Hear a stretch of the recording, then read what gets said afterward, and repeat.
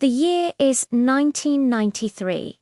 A sprawling compound in Waco, Texas, becomes the epicenter of a national tragedy.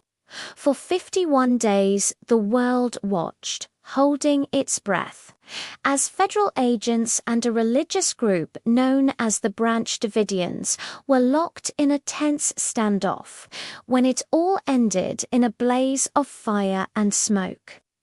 The story became a storm of controversy, a whirlwind of blame and speculation.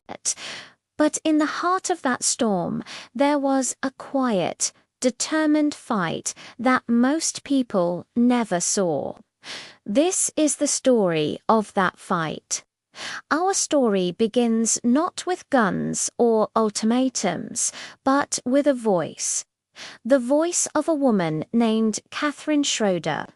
She wasn't a leader or a prophet. She was a mother, trapped inside the compound with her children and dozens of others.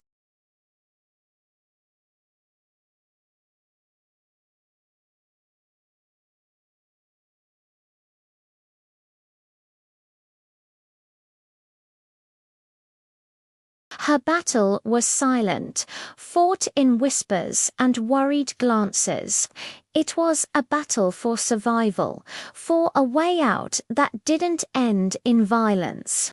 You see, Catherine had been a devoted follower of David Koresh.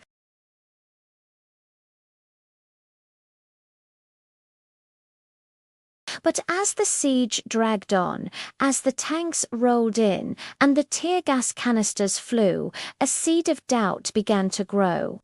She looked at the faces of the children, her own included, and saw not divine destiny, but fear. She saw the escalating tension not as a test of faith, but as a path to destruction. Her faith was shifting from a charismatic leader to the primal instinct of a mother protecting her young. While the negotiations broadcast on television were loud and often hostile, Catherine began her own quiet diplomacy inside. She started talking to other women, other mothers. They didn't plot an overthrow. That would have been impossible and suicidal. Instead, they focused on what they could control. Their children. They organized secret story times to distract the little ones from the terrifying noises outside. They rationed snacks, creating a sense of normalcy in a world that was anything but. They created a small, fragile bubble of peace amidst the chaos. This wasn't just about comfort.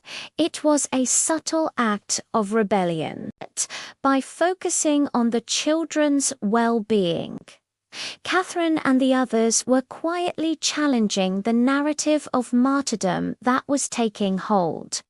They were arguing, without words, that these young lives were worth more than any prophecy. Catherine eventually managed to negotiate her own release, a heartbreaking decision that meant leaving others behind. She became one of the first to walk out, a defector in the eyes of some, a survivor in the eyes of others. Her fight didn't end when she crossed the police line. In the aftermath, as the compound burned and the nation looked for answers, Catherine's testimony became crucial. She provided a rare, humanizing glimpse inside the siege, a perspective that wasn't about heroes or villains, but about people trapped in an impossible situation. Her story reminds us that in the midst of the loudest conflicts, the most important battles are often fought in quiet. They are fought not with weapons, but with courage, with a mother's love, and with the desperate, unyielding hope for a peaceful way out. It's a powerful reminder that even when the world is burning loud, the quiet fight for humanity is what truly matters.